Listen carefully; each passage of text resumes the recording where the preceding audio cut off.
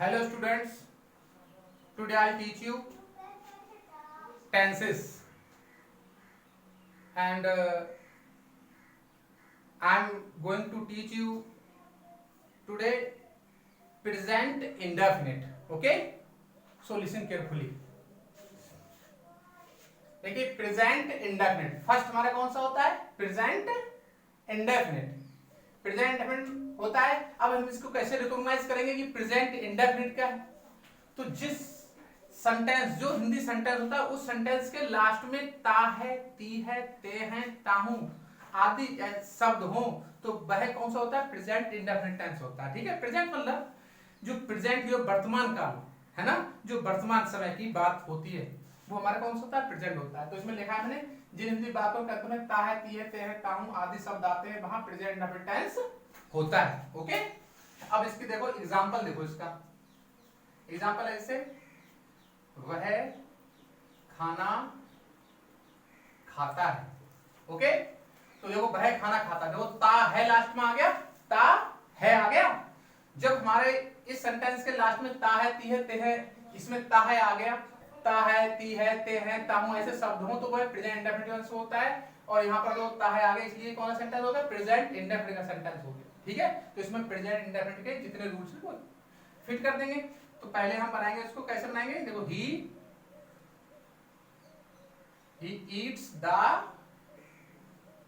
Food. Okay है ना, affirmative में वर्ब की फर्स्ट फॉर्म में एसईएस लगता है। ठीक है, मैं भी रूल्स बता रहा हूं, देखिए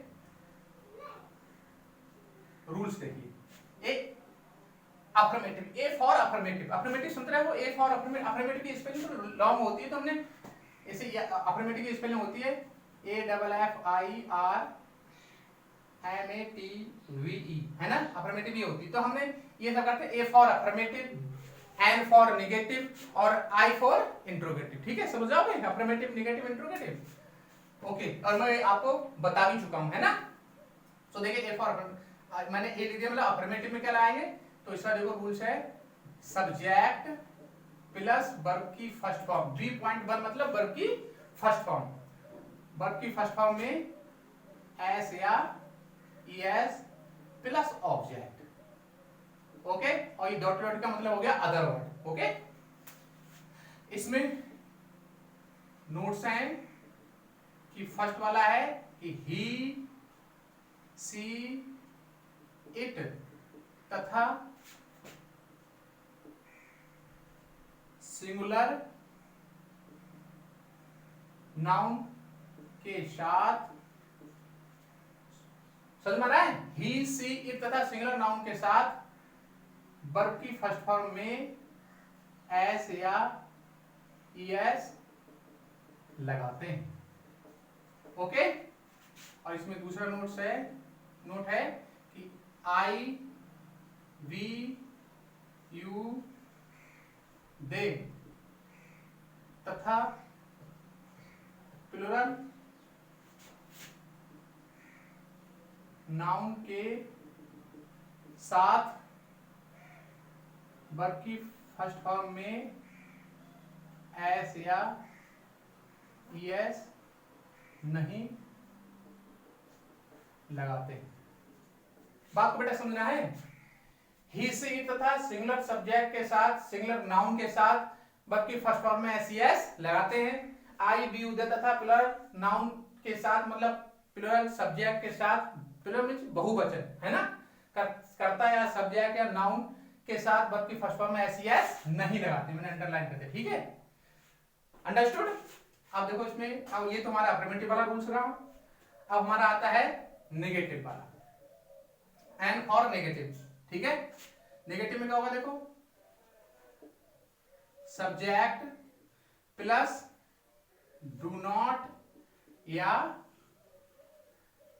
डज नॉट प्लस वर्ब की फर्स्ट फॉर्म प्लस ऑब्जेक्ट, और ये रहा अदर वर्ड। ओके, ये हमारा कौन सा रहा? सब्जेक्ट प्लस डू नॉट या डज नॉट प्लस वर्ब की फर्स्ट फॉर्म प्लस ऑब्जेक्ट। अब नेगेटिव में कैसे पहचानेंगे? तो ये हो जाए वह खाना खाता है, तो ये अफर्मेटिव हो गया। अब ये आ जाए वह खाना नहीं खाता है। जिन हिंदी वाक्यों में नहीं शब्द हो वो नेगेटिव होता है। और जिसमें कुछ ना हो वह अफर्मेटिव होता है। ठीक है, तो जब नहीं वर्ड आ जाए तो हम डू नॉट या डज नॉट का यूज करते हैं। ठीक, अब हमारा आता है इंट्रोगेटिव। ओके, तो इसमें क्या आएगा देखो, इंट्रोगेटिव में क्या होता है, इंट्रोगेटिव का मतलब होता है जब क्या शब्द पहले आता है। यहां पर मान लीजिए क्या शब्द पहले आ गया, क्या, यहां पर क्या शब्द पहले आ गया। ठीक है, अगर वाक्य के पहले क्या शब्द आ जाए वो इंट्रोगेटिव होता है। क्या वह खाना खाता है, अगर क्या शब्द पहले आ जाए तो हम उसकी इंग्लिश नहीं लिखते हैं, बल्कि जो टेंस के अनुसार जो भी हेल्पिंग वर्ब आती है। फिर समझ लीजिए कि अगर वाक्य के पहले क्या शब्द हो, मतलब वाक्य इंट्रोगेटिव में हो, तो हम क्या शब्द की अंग्रेजी नहीं लिखते हैं, बल्कि जो टेंस के अनुसार हेल्पिंग वर्ब आती है उसी हेल्पिंग वर्ब को क्या के स्थान पर रख देते हैं। ओके, तो यहां पर क्या होगा इंट्रोगेटिव में, यहां पर आएगा डू या does plus subject plus verb की first form plus object. Okay, और वाक्य लास्ट में क्वेश्चन मार्क चिन्ह। ओके, इंट्रोगेटिव में सेंटेंस के लास्ट में क्वेश्चन मार्क चिन्ह 100% होगा। ओके, अब इसका एक आता है इंट्रोगेटिव प्लस नेगेटिव, मतलब क्या भी शब्द है और यहां पर क्या है, नहीं भी शब्द है, मतलब क्या भी है और नहीं भी। मान लीजिए तो क्या है यहां पर, डू या डज प्लस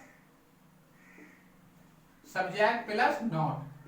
जो नहीं है ना, अगर इंट्रोगेटिव में क्या शब्द पहले उससे इंट्रोगेटिव नहीं है तो मतलब नेगेटिव, इंट्रोगेटिव प्लस नेगेटिव करेंगे तो डू डज तो लगाएंगे, मगर जो नॉट हम नहीं शब्द की जो इंग्लिश लिखेंगे नॉट, वो हम सब्जेक्ट के बाद ही लिखते हैं। ओके, तो subject plus not plus verb की first form plus object. Okay, और क्वेश्चन मार्क। अब हमारा आता है दूसरा वाला इंट्रोगेटिव, जिसमें क्यों कब कैसे कहां बीच में होते हैं। मान लीजिए ये नहीं है, क्या भी नहीं है, कुछ नहीं है, और यहां पर क्या है, क्यों शब्द है, वह खाना क्यों खाता है, यहां पर ये आ गया क्यों खाता है, बीच में आ जाए क्यों कब कैसे कहां, जो क्वेश्चन वर्ड होते हैं, क्यों कब कैसे कहां। हिंदी में अगर ये शब्द सेंटेंस में हैं तो हम अंग्रेजी बनाते समय क्यों कब कैसे कहां की अंग्रेजी पहले लिखते हैं। ठीक है, तो हम क्या काम करेंगे, यहां पर लिखेंगे question word,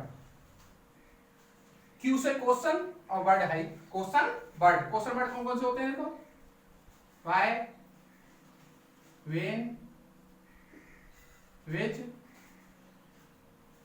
who, how, what, where. ये क्या है हमारे क्वेश्चन वर्ड, मैंने ब्रैकेट में लिख दिया। ठीक है, क्यों कब है ना, कौन कैसे क्या कहां, ये वर्ड अगर बीच में हो तो हम इनकी अंग्रेजी पहले लिखते हैं। ठीक है, तो हम पहले लिखेंगे क्वेश्चन वर्ड, फिर प्लस क्या लिखेंगे, डू या डज। क्या लिखेंगे बेटा, क्वेश्चन वर्ड के तुरंत बाद जो हेल्पिंग होती है वो हेल्पिंग लिखते हैं, डू या डज। फिर क्या लिखेंगे प्लस, अब लिखेंगे हम सब्जेक्ट। ओके, प्लस वर्ब की फर्स्ट फॉर्म प्लस ऑब्जेक्ट। समझ में आ रहा है क्या? ओके, अब इसका भी इंट्रोगेटिव प्लस नेगेटिव होता है। वह खाना क्यों नहीं खाता, मतलब क्यों भी है और नहीं भी है, दोनों है। तो क्या काम करेंगे, यहां पर हम क्वेश्चन वर्ड लिखेंगे, है ना। अब मैं ये बार बार नहीं लिखूंगा, ये क्वेश्चन वर्ड मैंने लिख दिया, आप समझ जाओगे क्वेश्चन वर्ड कौन से होते हैं, जो WH वर्ड होते हैं उन्हीं को हम क्वेश्चन वर्ड कहते हैं। ठीक है, तो क्वेश्चन वर्ड प्लस डू या does plus subject plus not, मतलब नॉट जो नहीं, जो इंट्रोगेटिव बातों में जो नहीं की अंग्रेजी नॉट जो लगेगी वो सब्जेक्ट के बाद ही होगी, सब्जेक्ट के बाद और मेन वर्ब से पहले। ओके, तो प्लस वर्ब की first form plus object. Clear, ये क्वेश्चन मार्क लगा देंगे आप। ठीक, तो हम एक सेंटेंस के 6 सेंटेंस बना सकते हैं, 6 प्रकार के सेंटेंस बना सकते हैं। ठीक है, हम एक सेंटेंस देंगे उसके आपके कितने बन जाएंगे, 6 प्रकार के बन जाएंगे, है ना। इसमें एक नोट, अब हाँ इसमें नोट्स भी है बेटा, नोट्स देखिए। फर्स्ट नोट्स है ही, सी, इट तथा सिंगुलर सब्जेक्ट के साथ किसका यूज होता है, डज का प्रयोग होता है। क्लियर? ही से सिंगुलर सब्जेक्ट के साथ डज का यूज होता है। आप डू डज कहां लगेगा ये बता रहा हूं, ठीक है। तो एक वचनकर्ता के साथ क्या लगता है, डज लगता है, ठीक है। इसमें सेकंड है हमारा आई बी यू दे तथा प्लूरल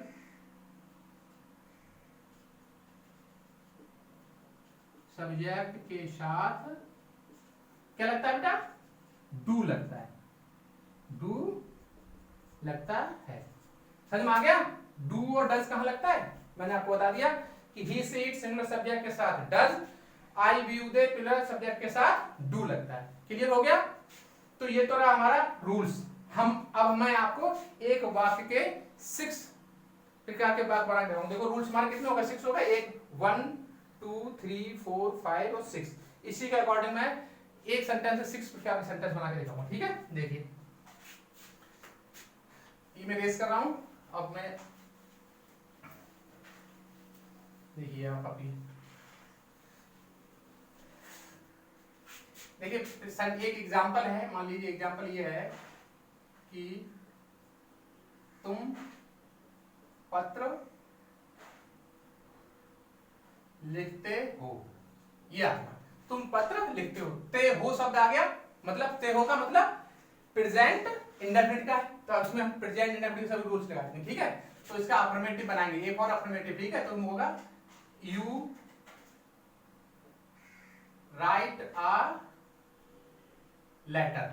अब इसमें एस एस क्यों मिलाएंगे, क्योंकि ये प्लूरल सब्जेक्ट है, ठीक है ना, बहुवचन है। यू क्या है हमारा, प्लूरल है ना, इसलिए हम क्या नहीं लगाएंगे, एस एस लगाएंगे। मैंने नोट्स में लिखवा दिया, ठीक है।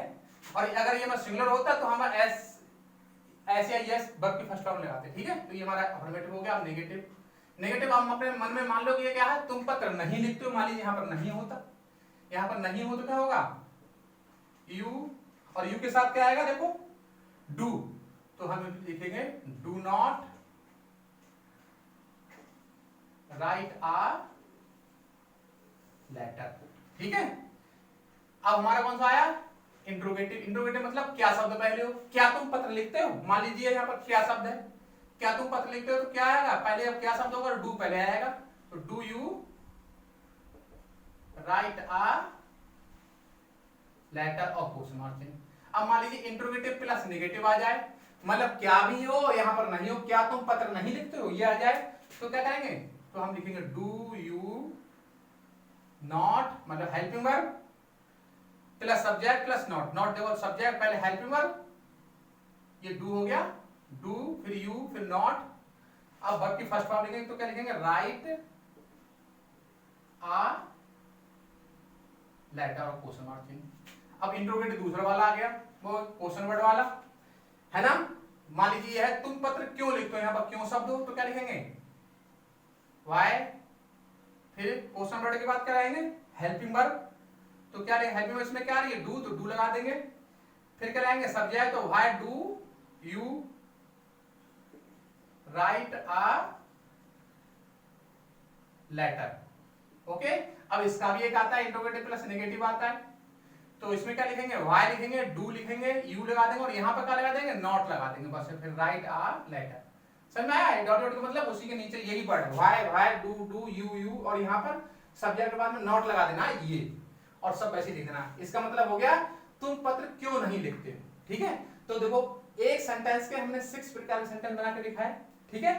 तो इस वीडियो जो मैं ये बनाई है, इस वीडियो के बाद में मैं आपको कुछ सेंटेंस आपको मैं सेंड करूंगा, फिर आपको एक सेंटेंस के 6 प्रकार के आपको सेंटेंस बनाकर दिखाना है। Okay, thanks.